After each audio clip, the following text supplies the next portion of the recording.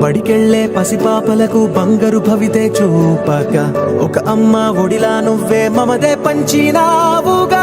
బ్రతుకంతా బరువైపోయి అలసిన అవ్వ తాతకు ఇదిగో నేనున్నానంటూ చెయ్యందిస్తున్నావుగా.